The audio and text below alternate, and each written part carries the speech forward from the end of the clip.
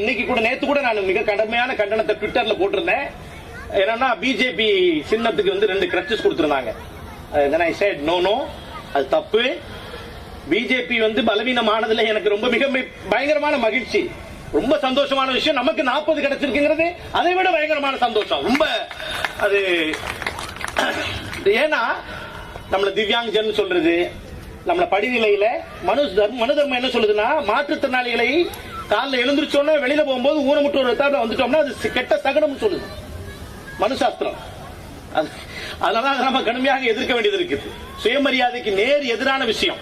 என்னைய ஸ்ரீரங்கத்தில் கோயிலுக்குள்ள விடல அண்ணாச்சி, திருச்செந்தூர்ல விட்டாங்க, என்னைய ஸ்ரீரங்கத்தில் விடல. ஸ்ரீரங்கத்தில் எங்க அம்மா கூட்டி போறா, நான் 300 படி ஏறி போறேன் திருச்சிராப்பள்ளியில. எனக்கு அப்ப ஆசை, அம்மா அப்பா சரி கிடையாது உங்களுக்கு ஐயா சொல்லியிருக்கேன், அம்மா பையன் எப்படியாவது மேல போயிடணும் ஸ்ரீரங்கம் கோயிலுக்கு கூட்டு. ஸ்ரீரங்கத்துக்குள்ள மாட்டுத்தோல் இப்ப கூட இருக்குங்கய்யா. அது என்ன சொல்றாங்கன்னா, நீங்க போய் நீங்க பாருங்க, இந்த கேலிப்பர் நான் போட்டிருக்கேன்னு வச்சுக்கோங்க, அந்த கேலிப்பருக்கு மேல ஒரு சாக்ஸ் நான் போட்டுக்கணுமா. நான் சாக்ஸ் போட்டாதான் நான் உள்ள போக முடியுமா, அப்படி நான் போடலைன்னா நான் உள்ள போக முடியாது. ஒண்ணு. ரெண்டாவது விஷயம், என்னைய விடமாட்டேன்னு சொன்னது நம்ம திருச்சியில உச்சி பிள்ளையார் கோயில் இருக்கு இல்லீங்களா, அதுல இதே கேலிப்பர் போட்டிருக்கேன், கீழே மாட்டுத்தோல் இருக்கு. தாய்மான சாமி கோயில் வரைக்கும் போயிட்டேன். போனதுக்கு அப்புறம் அங்க ஒரு குடம் வச்சுட்டு, எங்க அம்மாக்கு அப்ப 10th ஸ்டாண்டர்ட் தானே, அம்மா இந்த பிள்ளையாண்டா உள்ள எல்லாம் வர முடியாது பாத்துக்கோங்க. ஏன் சாமி, அவன் சாமி கும்பிட மாட்டானா, கீழே நின்று மேல பார்த்து கும்பிடு, எப்படி உள்ள வர முடியும், நீ மாட்டுத்தோல் போட்டிருக்கான், உள்ள வரக்கூடாது. நான் கோயிலுக்குள்ள போகல, இப்ப வரைக்கும் போகல. நான் இந்த நொடி வரைக்கும் நான் கோயிலுக்குள்ள போகல சார். இதுதான் சார் சுயமரியாதை. நான் சொல்றது உங்களுக்கு புரிய நினைக்கிறேன். நாம் இப்படி வாங்கிட்டு போற இடத்துல இருந்து கொடுக்கிற இடத்துக்கு கொண்டு வரணும். இப்படி வாங்கிட்டு கையேந்திட்டு போற இடத்துல இருந்து கொடுக்கிற இடத்துக்கு வரணும் என்று நினைக்கிறவர் கலைஞர் அவர்கள். அதனாலதான் சொல்ல வர்றோம்.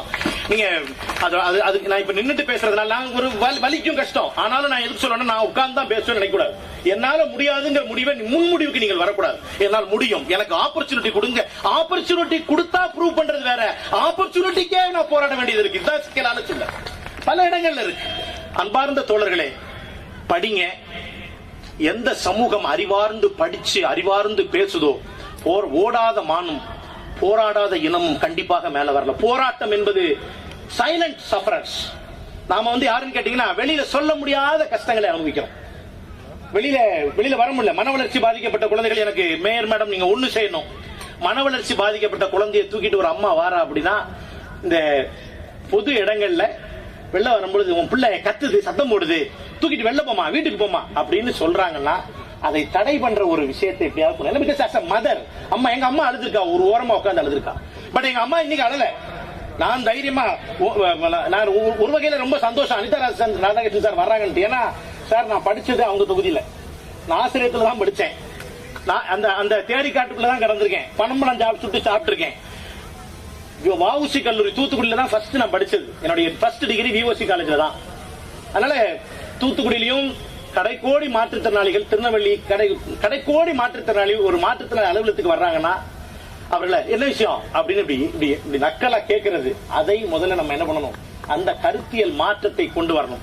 நாங்கள் ஐயோ பாவம் இல்ல சார், எங்களுக்கு அவர்கள் செய்யவில்லை என்றால் வரலாறு அவர்களைத்தான் பழிக்குமே தவிர மாற்றுத்திறனாளிகளை ஒருபோதும் பழிக்காது. மாற்றுத்திறனாளிகள் மாற்றத்தை கொண்டு வந்தவர்கள். என் பிள்ளை ஒன்னும் பண்ண முடியாதுன்னு சொன்னாங்க. ஒரு 2 மினிட்ஸ் மாத்திரம் எடுத்துக்கிறேன், நான் ரொம்ப நேரம் எடுத்துக்க விரும்பல. 2 மினிட்ஸ் மட்டும். கண்ணும் தெரியாது, காதும் கேட்காது, வாய் பேச முடியாத ஒரு பிள்ளைய ஒரு அப்பா படிக்க வைக்கணும்னு நினைக்கிறாரு, தேடி அலைகிறாரு. ஒரு அற்புதமான டீச்சர் ஆனி சலிவன் கிடைக்கிறாங்க. அவங்க தான் தொடு செய்கை மொழி செய்யறாங்க. தொடு செய்கை மொழினா இது வெறும்ன செய்யறது செய்கை மொழி. நல்லா இருக்கீங்களா, தேங்க்யூ, சாரி, மொழி படம் பார்த்திருக்கீங்களா, அது வர்றது செய்கை மொழி. தொடு செய்கை மொழி என்றால் தொட்டு ஏ பி சி இந்த இப்படி பாடம் சொல்லி கொடுத்துதான் ஹெலன் கெல்லர் 13 புத்தகங்களை எழுதினார். 13 புத்தகங்களை எழுதினார். 13 புக்ஸ். லேபருக்காக போராடிய, அதாவது தொழிலாளர்களுக்காக போராடிய ஹெலன் கெல்லர் அவர்கள். அப்போ இதெல்லாம் எதற்காக சொல்றேன்னா, படிச்சு மேல வந்தாதான் அந்த சுயமரியாதையும் சோசியல் ஜஸ்டிஸும். அதுதான் என்னை இங்கே கொண்டு வந்து நிப்பாட்டி இருக்கிறது. இதை வாங்கிவிட்டு மகிழ்ச்சியோடு தலைவர் கலைஞர் சொன்ன சுயமரியாதை நமக்கு வேணும். உங்களை கிண்டல் அடிச்சா தயவு செய்து எந்திரிச்சு நீ ஏன் என்ன கிண்டல் அடிக்கிற அப்படின்னு கேட்கிற அந்த தைரியத்தை முதலில் வரவழைத்துக் கொள்ள வேண்டும். அந்த இன்ஃபீரியாரிட்டி காம்ப்ளெக்ஸை தூக்கி கிள்ளி போட வேண்டும்.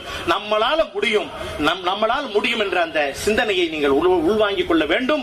இது ஏதோ நான் சாதிச்சிட்டேங்கனால அத்தி பூத்த மாதிரி நான் ஜெயிச்சிட்டேங்கிறதுக்காக என்னை நீங்க தூக்கி கொண்டாடவும் வேண்டாம். ஏன்னா முழுக்க முழுக்க சமூகம் தடைகளால் ஆனது. அதனால ஒருத்தன் ஜெயிச்சிட்டதுனால இந்த மாதிரி அவன் ஜெயிச்சிட்டான் அதனால ஒன்னாலையும் ஜெயிச்சிட முடியும் அப்படின்னு நான் சொல்றதுக்கு வரல. ஏன்னா 99 பேர் இங்க கஷ்டப்படுறாங்க.